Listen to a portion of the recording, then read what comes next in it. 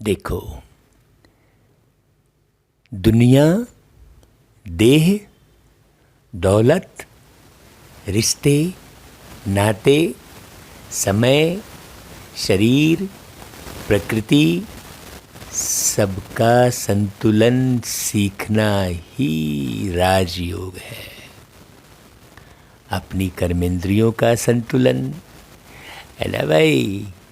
हाँ, राजयोग से बाबा हम आत्माओं को राजकुमार बनाते हैं। प्रिंस माना राजकुमार। और राजकुमार का अर्थ क्या हुआ भाई? राजकुमार का अर्थ ये हुआ एक ऐसी आत्मा जो हर एक राज को जानती है, आदि मध्य अंत को समझती है वो आत्मा, है ना। हर एक रहस्य का पता है, सृष्टि के चक्र का रहस्य पता है, कर्मों की गूढ़ गति का रहस्य पता है। राइट और रॉन्ग क्या है उसे अच्छे से पता है, उसे कहेंगे राज। और कुमार, कुमार यानी कु यानी बुराई। जब सब चीज़ का ज्ञान अच्छे से हो जाता है तो फिर एक भी बुराई नहीं रह जाती, सब बुराइयों को मार देता है, ऐसा राजकुमार बन जाता है। अभी राजकुमार कहने से हर एक की बुद्धि में ये आता है कि महलों में रहने वाला, बढ़िया जो है ठाट बाट से रहने वाला, ऐसा बुद्धि में आता है। जबकि राजकुमार का अर्थ ही अलग है। सारी दुनिया यही समझती है कि सारे सुख साधनों से संपन्न उसे ही राजकुमार कहेंगे।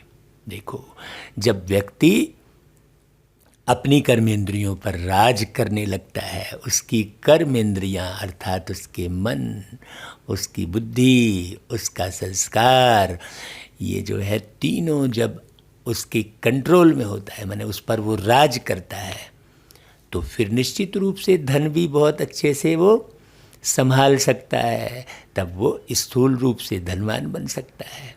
लेकिन प्रत्येक व्यक्ति यही समझता है कि राजकुमार मतलब केवल महलों में रहने वाले को राजकुमार कहेंगे। तो जो अभी इस संगम पर ऐसा राजकुमार बनता है, कृष्ण के जैसा, कृष्णा मतलब जिसके अंदर कोई तृष्णा नहीं है, रंच मात्र भी तृष्णा नहीं है। हाँ, नहीं तो तृष्णा के आधार पर लोग जीवन जी रहे हैं, हवस के शिकार हैं। बहुत बारीक बात है समझने की। राजा मतलब सबके सुखों का ख्याल करने वाला, राजकुमार मतलब सबके सुखों का ख्याल करने वाला है। ऐसा नहीं खुद ठाट बाट में रह रहा है और उसकी प्रजा जो है गरीब, भूखी, कंगाल, बीमार है, ऐसा नहीं। अभी यहाँ पर अगर इसे और सूक्ष्मता की ओर ले चलते हैं तो समझना है कि आत्मा अपने शानो शौकत में पड़ी है, बस अपने शौक पूरे कर रही है, चाहे कैसा भी खाए, शरीर बिगड़े तो बिगड़े। उसकी शरीर रूपी प्रजा है ना भाई, एक आत्मा और उसका शरीर, शरीर रूपी प्रजा। शरीर में लीवर आ गया, किडनी आ गई, हृदय आ गया, सब आ गया, वो सब गड़बड़ सड़बड़ है। तो काहे का राजा भाई, काहे का राजा? बहुत बारीक बात समझनी है। राजा वही जो अपने सर्व प्रजाओं को सुखी रखे। अब मन दुखी है, बुद्धि इधर उधर भटक रही है, संस्कार बिल्कुल बेकार है, तो वो काहे का राजा? सोचने की बात है। तो ये सूक्ष्म और स्थूल दोनों को समझना अनिवार्य है। ऐसा नहीं कि हम सूक्ष्म को ही समझते बैठे हैं, हम ये समझ लिए कि संकल्प से ही सब कुछ हो जाएगा। नहीं, संकल्प से सब कुछ नहीं होगा, लेकिन कुछ करने के लिए संकल्प तो करना पड़ेगा। लेकिन हम सोचें कि नहीं, हम केवल वाइब्रेशन से सब निर्माण कर लेंगे, वाइब्रेशन से ही इस प्रकृति को बदल देंगे, ऐसा नहीं है। वाइब्रेशन तो सही करना ही है, लेकिन वैसा करना भी है। पौधों को, प्रकृति को, सबको प्रैक्टिकल रूप में संभालना भी होगा ना भाई। हाँ, वैसा खान पान भी रखना होगा, वैसे रहन सहन, बोली वाणी सब रखना होगा ना। तो बाबा की मुरलियों में बहुत गहराई होती है। बाबा ने जैसे कहा, मीठे बच्चे तुम यहाँ श्री कृष्ण जैसा प्रिंस बनने की पढ़ाई पढ़ते हो। तो अब पूरा क्लियर हो गया भाई कि श्री कृष्ण जैसा प्रिंस किसे कहेंगे। यहाँ ही तुम्हें प्रिंस बनना पड़ेगा, इसी शरीर में रहते रहते तुम्हें प्रिंस बनना पड़ेगा। माने किसे? आत्मा को। यहाँ ही खान पान का परिवर्तन करना होगा, यहाँ ही शरीर को स्वस्थ रखने की पूरी विधि सीखनी होगी। हाँ, ऐसे थोड़ी कि आप बिना सीखे आप जो है फिर नए शरीर को स्वस्थ रख लोगे, नहीं। हाँ, बाबा कहते हैं देखो तुम्हें पढ़ाने वाला स्वयं भगवान है, ज्ञान के सागर। हाँ, उन्हें सबका नॉलेज है, हर एक प्रकार की नॉलेज प्यारे पिता परमात्मा में है। ऐसे परमात्मा के द्वारा पढ़ने के बाद भी यदि हम नहीं सीखे तो फिर क्या कहेंगे भाई, हमें तदबीर आती ही नहीं है, और जिसे तदबीर नहीं आती है वो तकदीर नहीं बना सकता। बाबा जब भगवानुवाच शब्द बोलते हैं तो कई बच्चे भी मूंझ जाते हैं। क्यों मूंझ जाते हैं भाई? क्योंकि भगवान तो गुप्त है ना। वह समझते हैं शायद इस दादा ने भगवानुवाच बोला है, परंतु निराकार भगवान को बोलने के लिए जरूर मुख चाहिए ना भाई। तो अभी यहाँ पर एक बात बड़ी समझने की है कि भाई निराकार भगवान को बोलने के लिए मुख चाहिए, तो निराकार आत्मा को भी बोलने के लिए मुख चाहिए ना। तो जैसी निराकार आत्मा होगी वैसे ही तो बोलेगी ना वो। ज्ञानी तो आत्मा होगी तो ज्ञान स्वरूप होकर बोलेगी, है ना भाई।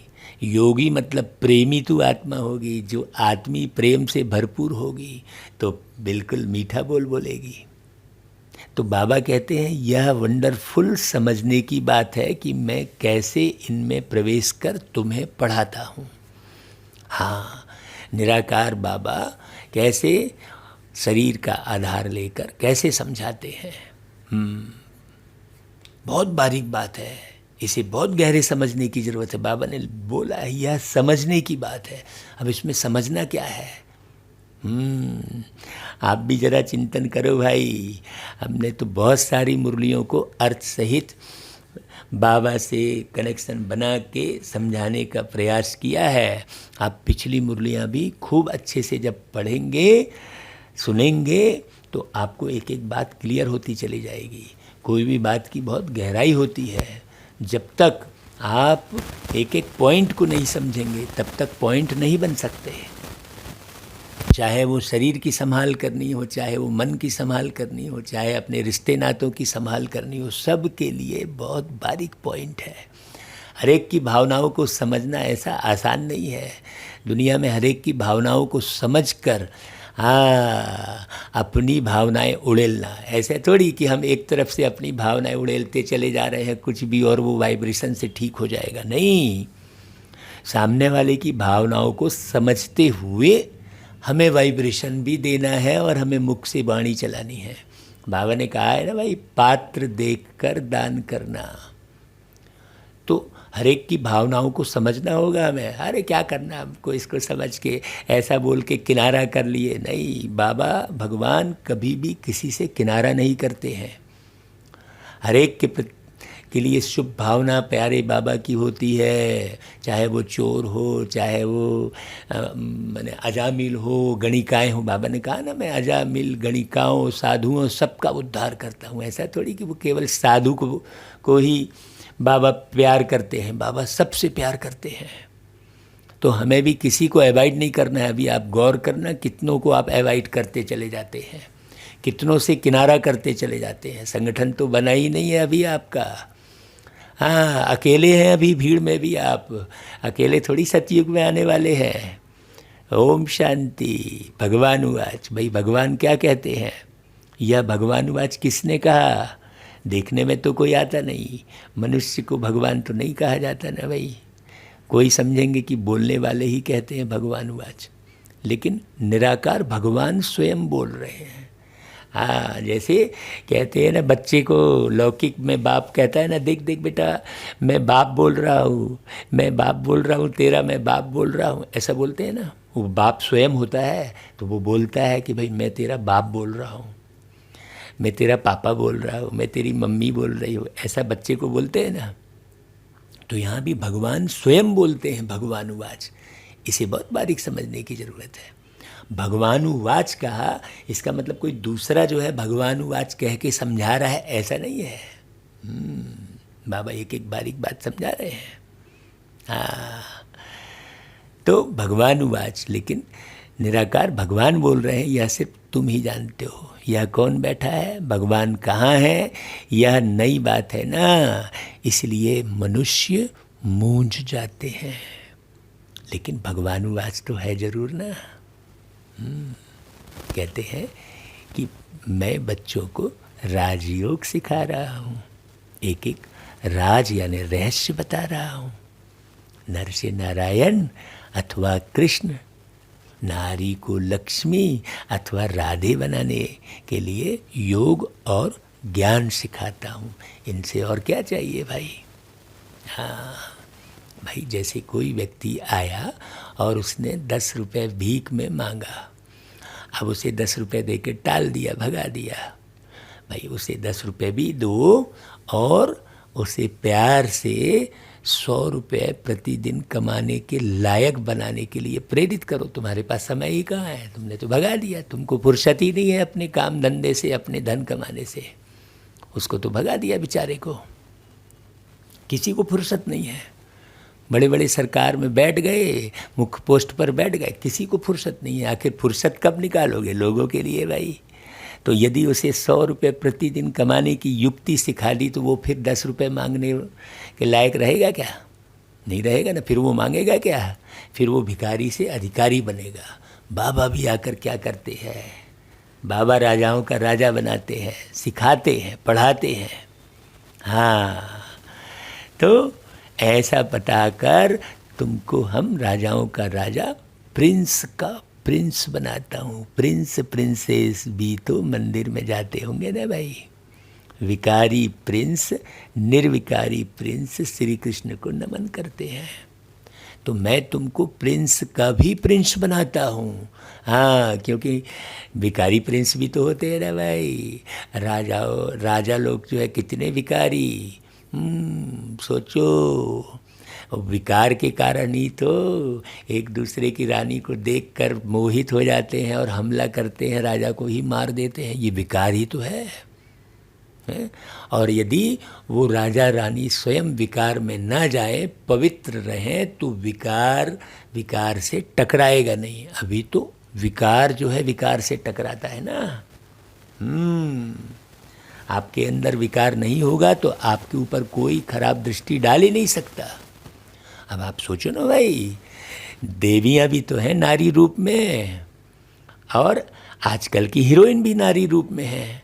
तो हीरोइन की फ़ोटो देखकर लोगों का मन क्या होता है और देवियों की फ़ोटो देखकर लोगों का मन क्या होता है? कारण कि देवियाँ जो है निर्विकारी हैं, उनके अंदर विषय विकार वासना नहीं है। और जो हीरोइन है आजकल की अभिनेत्रियां हैं, उनके अंदर विषय विकार की भावना है। तो उनकी फ़ोटो को देखकर भी भाव बदल जाते हैं। बात बड़ी समझने की है ना भाई। तो विकारी प्रिंस निर्विकारी प्रिंस को नमन करते हैं। तो मैं तुमको प्रिंस का भी प्रिंस बनाता हूँ का अर्थ समझ में आया? हाँ, अभी मान लो कोई व्यक्ति बिल्कुल राजा महाराजा जैसा रहता होगा, राजघराने में रहता होगा, लेकिन है तो विकारी। अब वो कहेगा मैं तो राजा हूँ ही ऑलरेडी, मैं तो प्रिंस हूँ, मेरा तो राजमहल है। अभी भी तो राजमहल बहुत जगह पर है। हाँ, अभी भी राजा राजा बोलते हैं। तो वो कहेगा मैं तो प्रिंस हूँ ही, अब मैं क्या प्रिंस बनूंगा? अरे तुम तो विकारी प्रिंस हो, ये समझना पड़े। तो नॉलेज पढ़ने से ही तो बनेंगे ना भाई। श्री कृष्ण जैसे स्वर्ग का प्रिंस बनो। हाँ, डॉक्टर व बैरिस्टर कहेंगे ना स्टूडेंट को कि मैं तुमको डॉक्टर व बैरिस्टर बनाता हूँ, परंतु पढ़ेंगे तब तो बनेंगे ना। बाबा कहते बच्चे अच्छी रीति समझते हो कि राजयोग सिखलाने वाला एक ही भगवान है, न कि कृष्ण। राधे कृष्ण तो अलग अलग राजाई के बच्चे हैं ना भाई। राधा अलग जगह में, कृष्ण अलग जगह में है। अभी तो राधा कौन क्या किसी को पता ही नहीं है। उन्हों की आपस में फिर सगाई होती है, शादी के नाम बाद जो है नाम बदलता है। इसलिए चित्र में भी लक्ष्मी नारायण के नीचे राधे कृष्ण को दिखाया है। अब बाप अच्छी रीति समझाते हैं कि यह ब्रह्मा भी नंबर 1 भक्त था। भाई जिस आत्मा के तन में परमात्मा आए हैं वो आत्मा भी भक्त ही थी ना, है ना। अंतिम जन्म में भी नारायण की पूजा करती थी वो आत्मा। आत्मा की बात कर रहे हैं। ब्रह्मा माने आत्मा, हाँ शरीर नहीं। बाबा शरीर की कहीं भी की बात नहीं कर रहे हैं। कृष्ण की भक्ति की व नारायण की भक्ति की बात तो एक ही है भाई। कृष्ण ही तो बड़े होकर नारायण बनते हैं। अब तुमको नर से नारायण बनने के लिए राजयोग सिखला रहे हैं। अब तुम्हारे 84 जन्म पूरे हुए। ये बात कौन बोल सकता है भाई। हम तो भाई पिछले जन्म के बारे में नहीं जानते हैं। हाँ, जिस तन में आए हैं वो आत्मा थोड़ी जान रही है कि पिछले जन्म में वो क्या थी। कौन जान रहा है भाई, कोई नहीं जान रहा है। हाँ, तो 84 जन्म की बात तो बहुत ही अलग हो गई। ये तो परमात्मा शिव बाबा ही बोल रहे हैं कि अब तुम्हारे 84 जन्म पूरे हुए। तो अब जिस तन में प्यारे बाबा परमात्मा शिव बाबा निराकार आए हैं, उस तन में जो आत्मा बैठी है वो भी पढ़ रही है। फिर भविष्य में श्री कृष्ण बनती है। तो तुम भी एक तन में बैठे सुन रहे हो, तो तुम आत्मा भी श्री कृष्ण बन सकते हो ना। एक कृष्ण की बात थोड़ी है भाई, 8 कृष्ण हैं। इसलिए जन्माष्टमी मनाते हैं। तो सोचो 8 कृष्ण में नंबर लगा सकते हो ना भाई। ओ मुरली सुनने वाले मेरे मीठे भाइयों बहनों, लगा लो नंबर।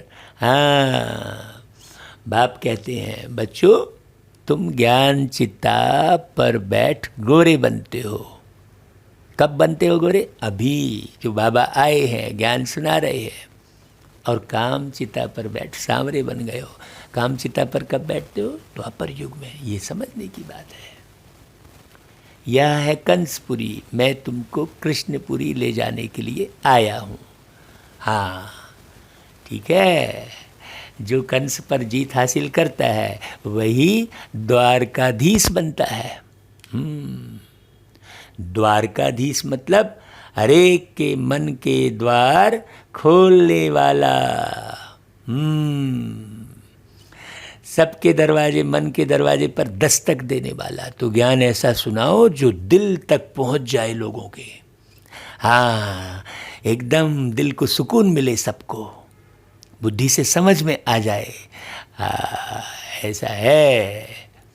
तो बाबा है कंसपुरी से कृष्णपुरी में ले जाने वाले।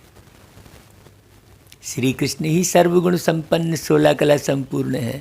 यहाँ कोई में सर्वगुण है ही नहीं। तो अभी तो बनना है ना। हाँ, बाबा कहते हैं मैं आया हूँ बच्चों को संपूर्ण निर्विकारी बनाने। बिल्कुल अशरीरी अवस्था में रहोगे तो निर्विकारी बनोगे। बार बार तुम पति पति बेटा बेटा करते रहोगे ना, तो कभी निर्विकारी नहीं बन सकते, कभी नहीं बन सकते। खाली रिश्तों का ही याद रहेगी, मेरा ये फलाना बेटा, मेरी फलाना पति, मेरा फलानी माँ, बस उसी ख्याल में रहोगे बस। तो फिर तुम कभी निर्विकारी बन ही नहीं सकते। बाबा के ख्यालों में रहना पड़ेगा। बाबा मेरा बेटा, उससे बड़ा बच्चा, उससे सदा साथ निभाने वाला बच्चा दूसरा कोई हो ही नहीं सकता, हो ही नहीं सकता, क्योंकि वो निराकार है। तुम्हारा बच्चा तो साकार में है, तुम्हारे साथ सदा रह ही नहीं सकता। वो साथ में रहकर भी सदा नहीं रह सकता। अब उसे कहीं घूमने जाना भी तो पड़े, उसको नहाना भी तो पड़े। वो नहाते समय तो वो अकेला है, फिर तुम्हारे साथ कहाँ है। ऐसे तुम शरीर के साथ में बिल्कुल इकट्ठे साथ में रहने की सोचते हो, कभी नहीं हो सकता। हाँ, निराकार रूप में जो प्यारा बाबा है, उनका अपना शरीर नहीं है, वो अशरीरी है, वो तुम्हारे साथ रह सकते हैं। बाकी तुम्हारे साथ इस दुनिया में कोई रह नहीं सकता। इसलिए अशरीरी होकर अशरीरी बाबा से संबंध बनाने की विधि अच्छे से सीख लो। है ना भाई? तो फिर सर्वगुण आ जाएंगे, क्योंकि सर्वगुण तो केवल एक बाबा में है। वही सर्वगुण फिर तुम्हारे में भी आ जाते हैं। फिर हाँ, बनना है योग बल से। बाहुबल है हिंसक लड़ाई, जो तीर कमान से होती थी, फिर बंदूकों तलवारों से हुई, अब तो होती है बॉम्ब्स से। खुद कहते हैं हम ऐसे बॉम्ब्स बनाते हैं जो घर बैठे सब खत्म हो जाएंगे। फिर मिलिट्री क्या करेगी? सोचने की बात है। बाप कहते हैं, मीठे मीठे बच्चों, यह पाठशाला है, मैं तुमको प्रिंस श्री कृष्ण जैसा बनाता हूँ। जो फर्स्ट प्रिंस सतयुग का था, वह अब 84 जन्म लेकर कलयुग में बेगर बना है। भारत में ही उनका राज्य था, फिर पुनर्जन्म लेना पड़े ना भाई। हाँ, अभी तो देखो लोग क्या क्या समझ बैठे हैं। बाबा ने बहुत गहरे इशारे दे दिए, इतने सारे बॉम्ब्स तैयार किए हैं, ऊपर से कोई भी बॉम्ब्स गिरा देगा, देश का देश ख़त्म। तो भाई मिलिट्री फिर क्या कर लेगी? तो तुम्हें अशरीरी बनकर स्वयं को पहचानना है अच्छे से। तुम कभी नहीं मरते हो, ये बहुत गहराई से समझना है, ताकतवर बनना है। बहुत बहुत बहुत गहरी बातें हैं मुरलियों में भाई। हाँ, तो कृष्ण को भगवान कहते तो भगवान फिर पुनर्जन्म में कैसे आएंगे भाई? हाँ, जब कृष्ण का राज्य था, द्वारकाधीश थे, वो बता रहे हैं। हाँ, मथुरा और वृंदावन की बात कर रहे हैं। तो भाई वो जन्म ले रहे हैं ना, लेकिन परमात्मा तो अजन्मा है। वो पूरा जीवन जीते दिखा रहे हैं श्री कृष्ण जी को। तो फिर सोचो, आत्मा ही पूरा जीवन जीती है। एक शरीर में रहकर कई वर्ष तक आत्मा रहती है, परमात्मा नहीं रहते शरीर में। परमात्मा आते हैं, पढ़ाते हैं, चले जाते हैं, बहुत अलग बात है। दुनिया में इस बात का किसी को पता भी नहीं है। भाई भगवान तो निराकार है, वह है ही एक रचयिता, बाकी सब है रचना। तब तो कहते हैं कि हम आत्माएं सब भाई भाई है। बाप समझाते हैं कि तुम ब्रह्मा कुमार कुमारी आपस में भाई बहन ठहरे, तो फिर क्रिमिनल असल्ट कैसे हो भाई? तुम वर्षा एक बाप से लेते हो भविष्य के लिए। अगर पवित्र नहीं रहेंगे तो शांति धाम सुख धाम में कैसे जाएंगे? आपने अपनी दृष्टि को खराब किया, अपने मन को खराब किया, गंदे विचार लाए, तो नहीं जा सकते भाई। पुकारते भी हैं, हम पतित बन गए हैं, पावन बनाने आओ। तो बाप कहते हैं मुझे याद करो, यह तुम्हारा अंतिम जन्म है। ऐसी कोई बात नहीं बोलेगा। तुम सब आत्माएं अब वापस वानप्रस्थ में जा सकती हो, इसलिए वानप्रस्थी हो। शारीरिक उम्र के हिसाब से वानप्रस्थ नहीं। ऐसा कोई गुरु रास्ता बता न सके। यह ज्ञान है ही एक बाप के पास जो निराकार है, अशरीरी है। वही पतित पावन निराकार है। अभी एक शरीर का आधार लिया है तो अब उस शरीर के पीछे थोड़ी पड़ जाना है, उस निराकार की बात को समझना है। हाँ, ऐसा नहीं कि वो शरीर का चित्र देखो तभी तुमको बाबा की याद आए, नहीं। देखो अभी कैसे उलझे फंसे पड़े हो। हाँ, चित्र से अलग हो जाना है, तब वो विचित्र याद आएगा। अपने इस चित्र से भी अलग रहना है। जो शरीर तुम्हारा जिसमें तुम बैठे हो, तुम आत्मा, उस चित्र से भी अलग रहने का पुरुषार्थ करो। बाप कहते हैं मुझे याद करो, थोड़े टाइम के लिए मैंने इस तन का लोन लिया है। थोड़े समय बैठते हैं बाबा और बात करते हैं और फिर चले जाते हैं, क्योंकि शरीर बगैर आत्मा कैसे बोल सकेगी? भगवान वाच है कि मैं बूढ़े साधारण तन में प्रवेश कर तुम बच्चों को पढ़ाता हूँ। आरती में गाते हैं, बूढ़ा ब्राह्मण बनकर कंचन महल कियो। तो किसी को मालूम नहीं है कि भाई इस लौह युग को कंचन यानी सोने युग के युग में बदलने वाला, मैंने लोहे जैसी आत्मा को सोने जैसे अब बनाने वाला।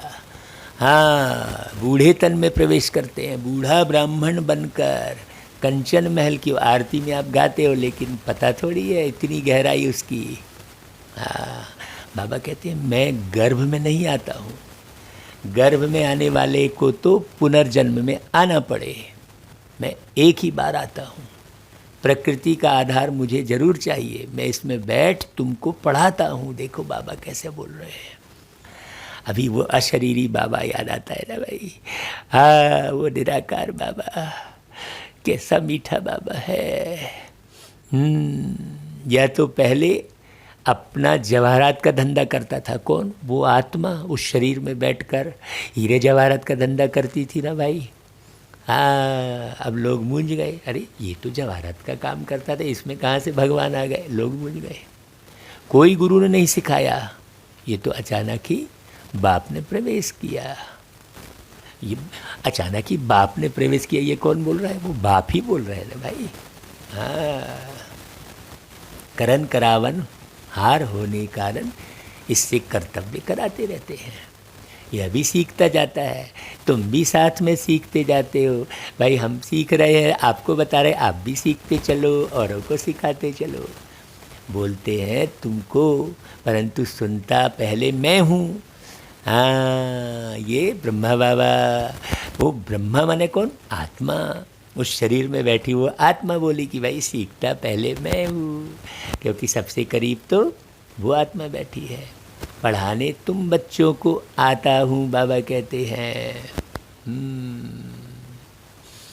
हाँ भाई, बच्चों को राजयोग सिखलाने आया हूँ, ये शिव बाबा कहते हैं। जब बाबा बोलते हैं कि तुम बच्चों को पढ़ाने आता हूँ, तो इनकी आत्मा भी पढ़ती रहती। इनकी मतलब वो शरीर में बैठी जो आत्मा है, जिन्हें ब्रह्मा कह रहे हैं। तो यह है पावन बनने की बात। ऐसे कभी कोई पढ़ाते नहीं है दुनिया में, ऐसा कोई थोड़ी पढ़ाता है। शिक्षक थोड़ी पढ़ा इस भान में पढ़ाएगा कि भाई मैं आत्मा शरीर में बैठकर तुम आत्माओं को पढ़ा रहा हूँ। दुनिया में ऐसा कौन पढ़ाएगा? यह संगम युग है ही पुरुषोत्तम बनने का। हाँ, पुरुषोत्तम श्री कृष्ण थे। स्वयंवर के बाद उनकी डिग्री कुछ कम हो जाती, इसलिए श्री कृष्ण की महिमा बहुत है। नारायण की उतनी महिमा नहीं है। नारायण को झूले में नहीं झुलाते, श्री कृष्ण को झूले में झुलाते हैं। सब लोग श्री कृष्ण रटते हैं बहुत। हाँ, श्री कृष्ण जी के जैसा बच्चा हो, ऐसा नाम ही है श्री कृष्णपुरी। हाँ, है कि नहीं भाई? इनको कहा जाता है कंसपुरी। बाकी कहानी बनाई है कृष्ण और कंस की। अभी जो है कलयुग है कंसपुरी और सतयुग है कृष्णपुरी, ये बात किसी को नहीं मालूम। हाँ, उन्होंने तो बताया कि कंस जो है मथुरा का राजा, ऐसा बता दिया है। रावण जो है लंका का राजा, ऐसा बता दिया। भाई वो भी राजा ही बताया है, बताओ भला। तो यहाँ पर विषय विकार में पड़े हुए लोग भी तो यहाँ राजा हैं ना। लेकिन कैसे राजा हैं, सोचने की बात है। बच्चों को समझाया है कि परिपक्व अवस्था होने से भक्ति आपे ही छूट जाएगी। तुम कभी कोई को ऐसा नहीं कहना कि भक्ति ना करो, उनको ज्ञान देना है। बाप तुमको ज्ञान दे, स्वर्ग का प्रिंस बनाने आए हैं। कृष्ण भी स्वर्ग के मालिक थे, अब नहीं है। अभी तो नहीं है ना भाई कोई कृष्ण किसी भी स्वर्ग के मालिक। फिर से वह राजयोग द्वारा बन रहे हैं। श्री कृष्ण कौन? एक आत्मा। श्री कृष्ण तो शरीर का नाम है। बड़ी बारीक बात समझने की है। हाँ, इतनी डीप में वही बच्चा समझेगा जो बिल्कुल सारा दिन बाबा को याद करेगा।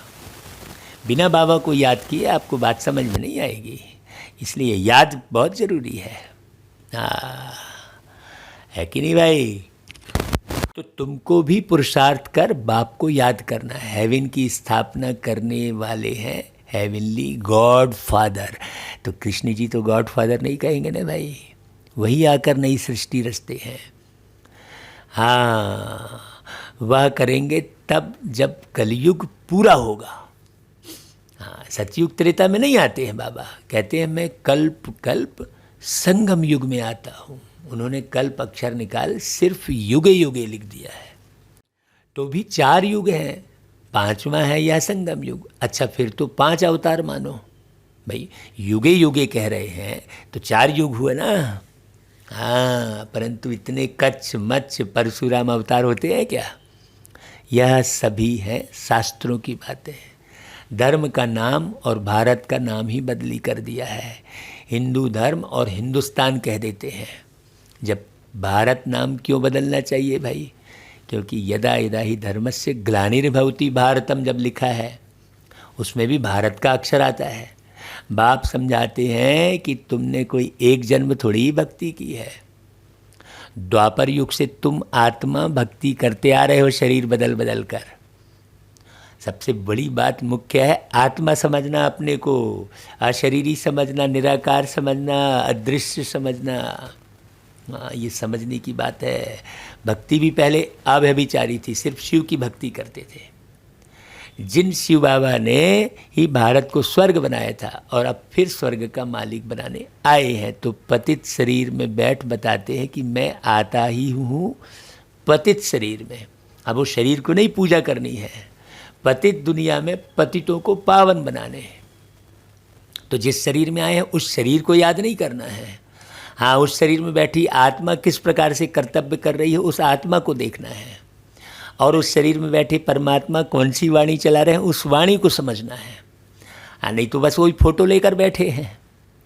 शरीर के ही भान हो गया ना भाई। बहुत बारीक बात समझने की है, कितनी क्लियर बात है।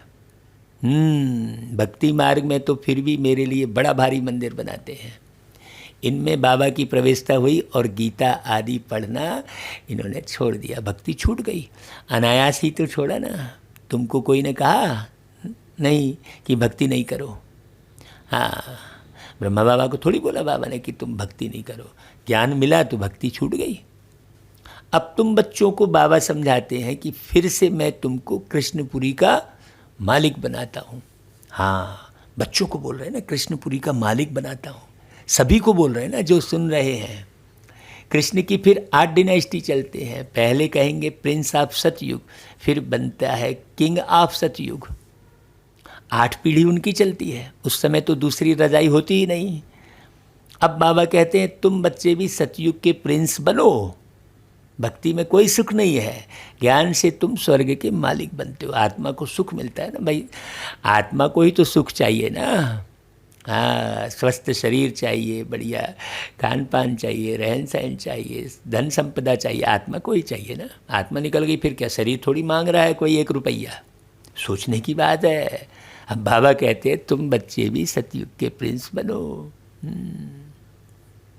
कोई का बाप मर जाता है तो उनसे पूछा जाए तुम्हारा बाप कहाँ गया, कहेंगे स्वर्गवासी हुआ। समझते हैं आत्मा और शरीर दोनों गए, लेकिन शरीर तो यहाँ ही छोड़ गए भाई, बाकी गई आत्मा। इसका मतलब पहले नरक में थी वो आत्मा। आत्मा शरीर छोड़ स्वर्ग में गई, फिर उसमें रोने की क्या दरकार है भाई। स्वर्ग में नहीं गया इसलिए रोना आ रहा है। स्वर्ग अब यहाँ है क्या, परंतु समझते ही नहीं है।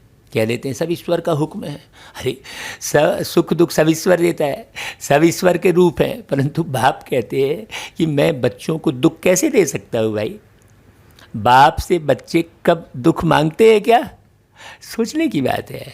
बाप तो बच्चों को लायक बनाकर प्रॉपर्टी दे जाते हैं।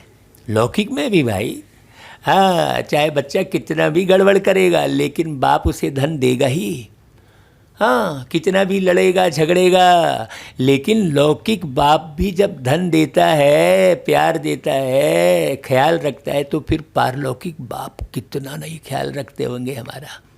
लेकिन हम भगवान भगवान कह के दूर हो जाते हैं। अरे वो हमारे बाप हैं भाई, पिता है हमारे, लेकिन समझ में आता ही नहीं है, क्योंकि अपने को आत्मा समझते नहीं है। तो परमात्मा हमारा पिता है ये बुद्धि में बैठता ही नहीं है।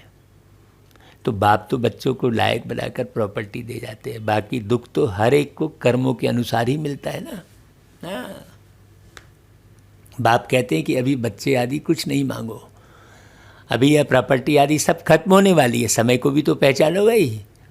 हाँ, इतने सारी जनसंख्या है और नए बच्चे पैदा करते बैठे हैं लोग। भाई जब जहाँ पानी शुद्ध नहीं है, हवा शुद्ध नहीं है, तो काहे और नए बच्चे पैदा कर रहे हो? क्यों उस आत्मा को कष्ट दे रहे हो नई आत्मा को लाकर बच्चा बनाकर? पवित्र रहो भाई। हाँ, कितना पाप हो जाएगा, आप किसी आत्मा को सुख दे ही नहीं पाओगे, क्योंकि पूरी विकृति हो रखी है सारी दुनिया में। हाँ, तो सब खत्म होने वाली है, फिर तुम्हारे बच्चों को क्या मिलेगा? इतना समय ही नहीं है जो तुम्हारी प्रॉपर्टी का बच्चा मालिक बन सके। बच्चा बड़ा हो तब तो मालिक बने, परंतु इतना टाइम ही नहीं है। विनाश सामने खड़ा है। मनुष्य तो कहते हैं कलयुग में अजून 40,000 वर्ष पड़े हैं। यह ब्रह्मा कुमार कुमारियाँ तो विनाश विनाश करते रहते हैं। कहानी है ना भाई, शेर आया शेर आया, आखिर तो आया और खा गया। भाई एक कहानी है ना, एक गड़ियारा था जो कि जंगल में जो है भेड़ चराने जाता था, तो ऐसे ही मजाक सूझता था उसको। हाँ, तो बस जंगल से खूब तेज़ आवाज़ लगाता, तो गांव वाले सुनते भाग के आते, और फिर हा करके वो गड़ियारा हंसी उड़ा देता, बोले देखो हमने सबको बेवकूफ़ बनाया। ऐसे एक बार बनाया, 2 बार बनाया, तीसरी बार बनाया, ऐसे कई बार जब बोला तो अब गांव वाले बोले हटाओ, ये ऐसे ही हमेशा बेवकूफ़ बनाता है। अब एक बार सही में शेर आ गया, अब ये चिल्लाया तो कोई मानने वाला नहीं है। ऐसा ही विनाश की बात बहुत साल से कर रहे हैं, और लोग सोच रहे हैं नहीं ये लोग ऐसे ही बोल रहे हैं, और एक दिन विनाश सही में आ जाएगा। इसलिए वो शेर आया, आखिर तो आया और खा गया ना। वो कैसा भी बोल रहा था, लेकिन खा तो गया फिर उसको। सब समझते हैं कि थोड़ा थोड़ा काल आएगा, या तो होता ही रहता है, लेकिन तुम कहते हो कि महाकाल आया हुआ है भाई।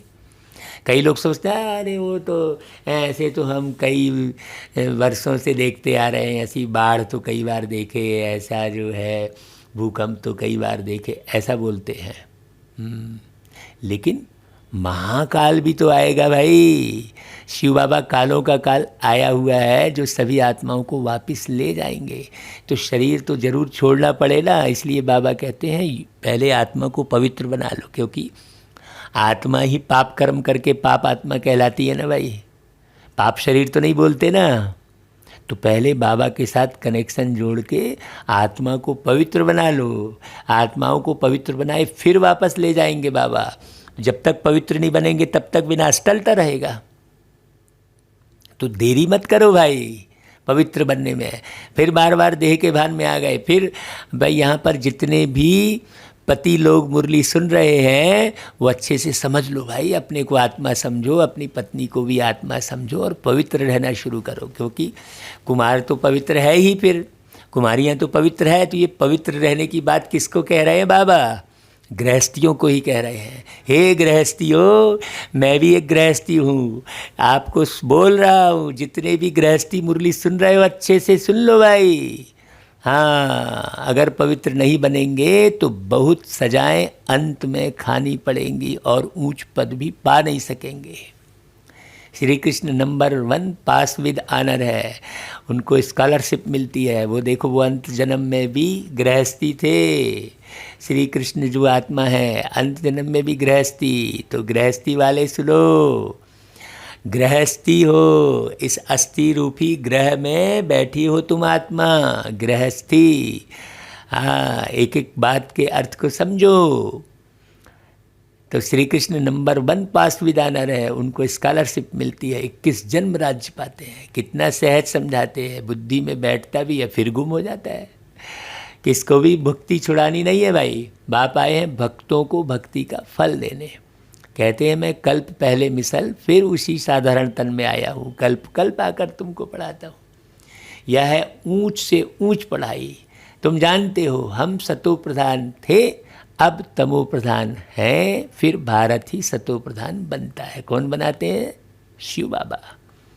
और धर्म वालों ने इतना सुख नहीं देखा है तो दुख भी नहीं देखा है। फिर तो अभी दूसरे धर्म के लोग सुखी दिखाई देते हैं तो लोग उसी तरफ आकर्षित होते हैं। अरे भाई बाकी लोगों ने, तुमने सुख भी बहुत देखा है इसलिए तुम्हें दुख भी मिल रहा है, तो चुपचाप सहते जाओ दुख को भाई। बाहर वालों के पास पैसा तो बहुत है, तो गरीब देश को कर्ज देते हैं। उन बेचारों को पता नहीं है या तो रिटर्न हो रहा है? बिल्कुल घोर अंधियारे में कुंभकर्ण की नींद में सोए हुए हैं। पिछाड़ी में हाय हाय कर उठेंगे, फिर तुम कहेंगे टू लेट, क्योंकि लड़ाई शुरू हो जाएगी। फिर क्या करेंगे? बम्बोर को आग लग जाती, फिर तो टू लेट हो जाता है। इसलिए बाप कहते बच्चे अब जल्दी जल्दी पुरुषार्थ करते जाओ। बाबा कोई जास्ती तकलीफ नहीं देते हैं। बाबा को आकर कहते हैं कि बाबा अगर हम पूजा नहीं करते तो वह कहते हैं कि यह तो नास्तिक बन गया है।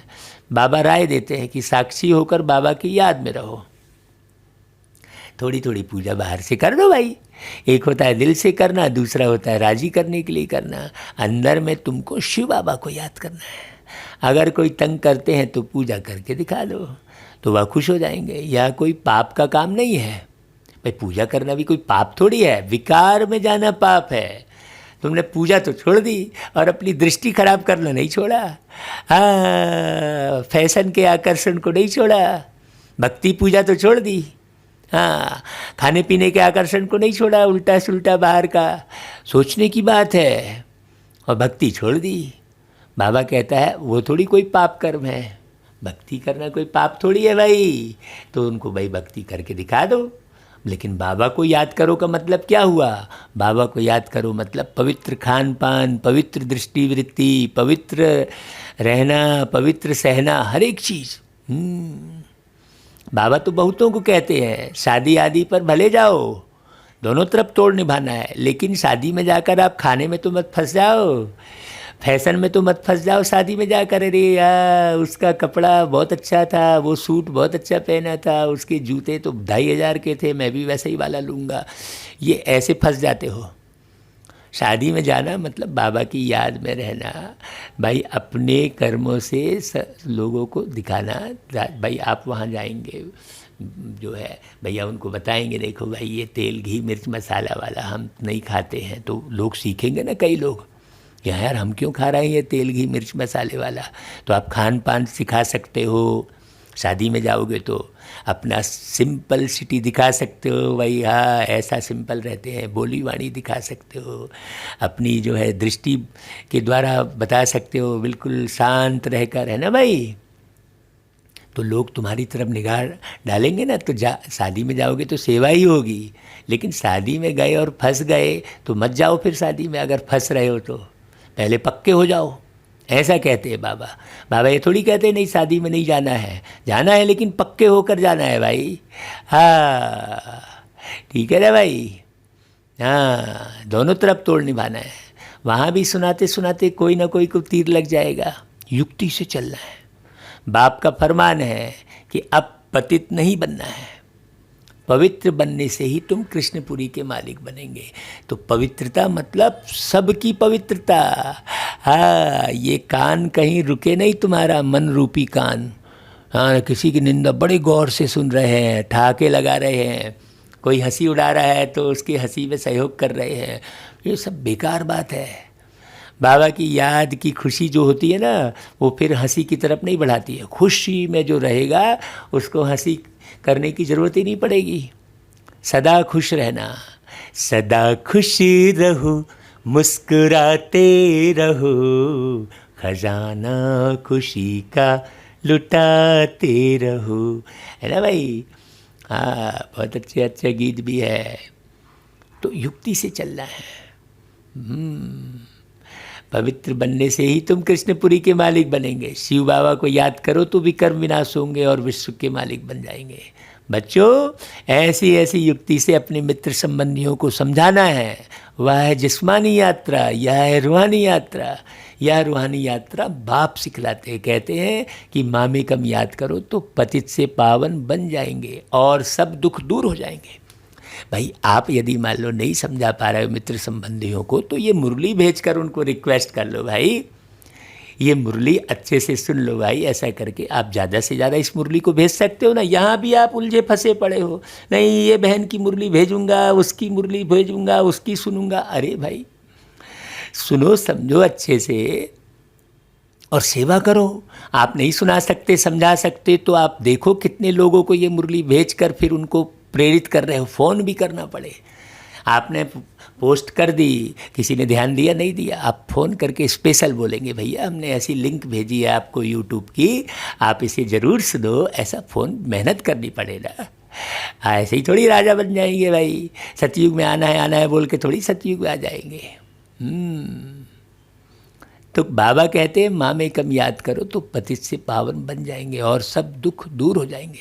तो बाबा की मुरली आप जब भेजेंगे लोगों को तो बाबा की याद रहेगी ना, आपको ये लगेगा ना भाई बाबा की मुरली भेज रहा हूँ।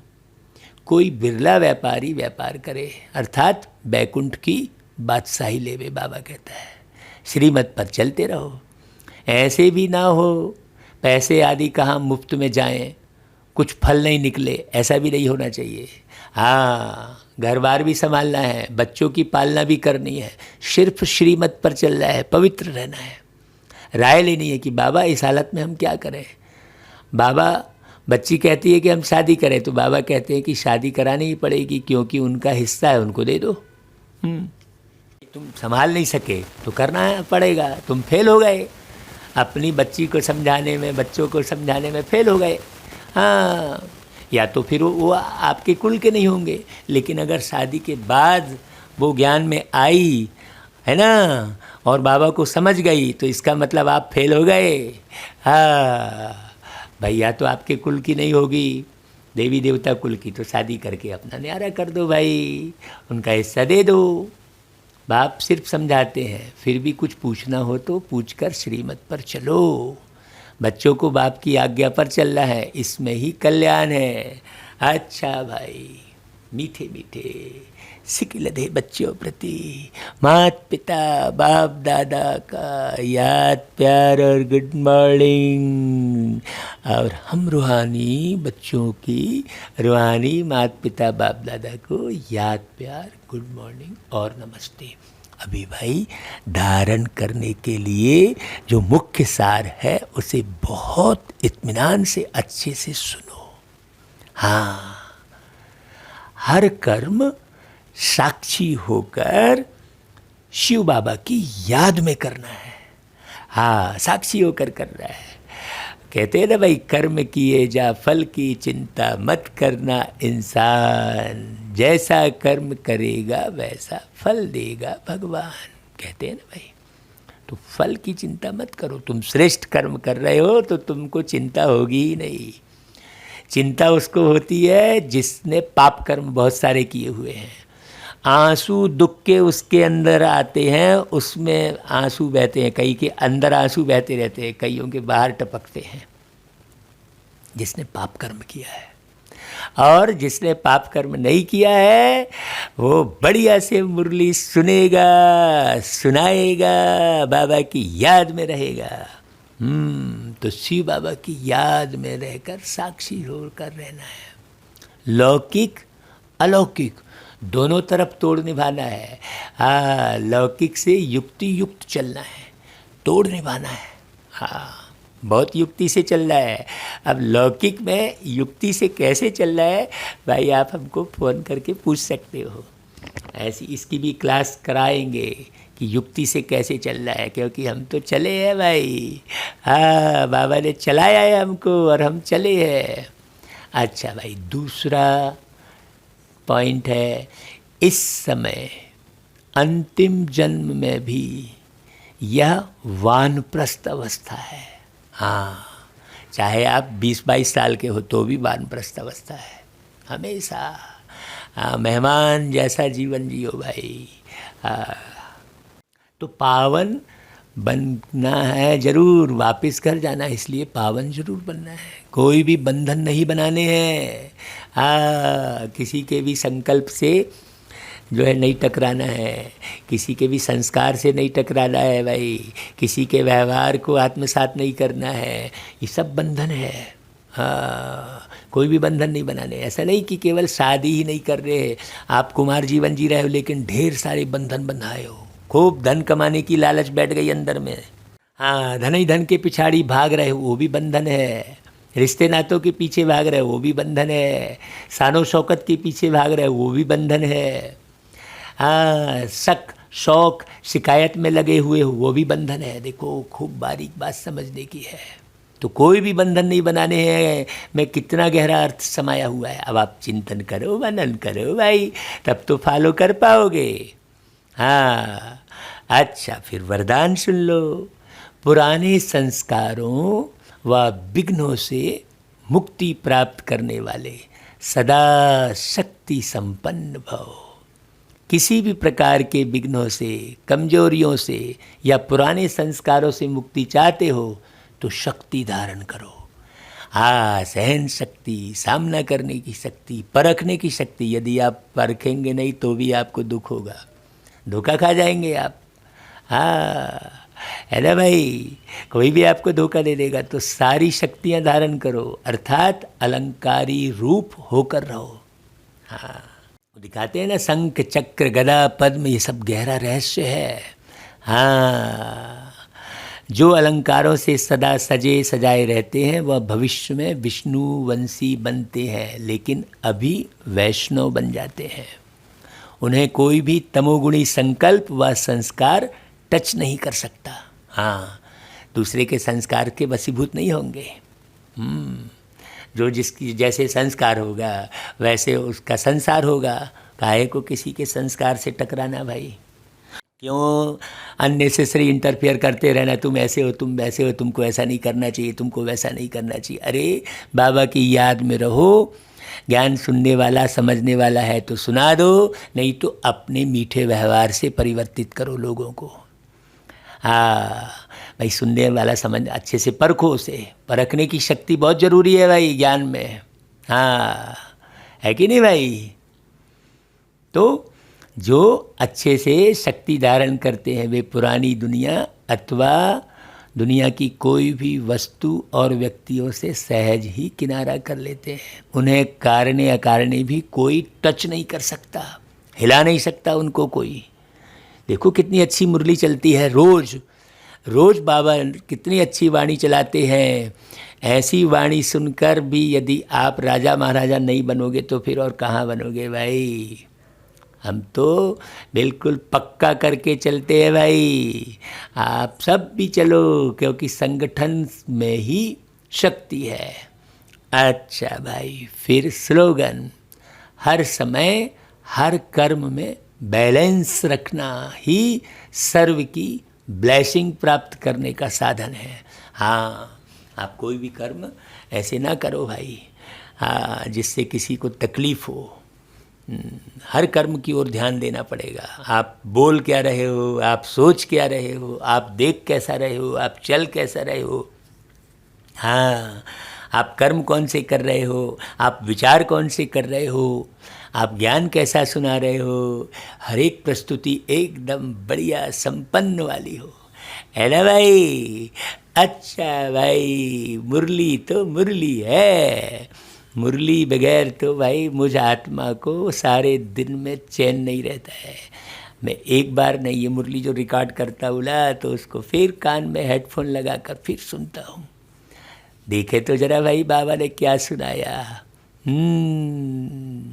बार बार सुनोगे तो ही बन पाओगे। अच्छा भाई, ओम शांति।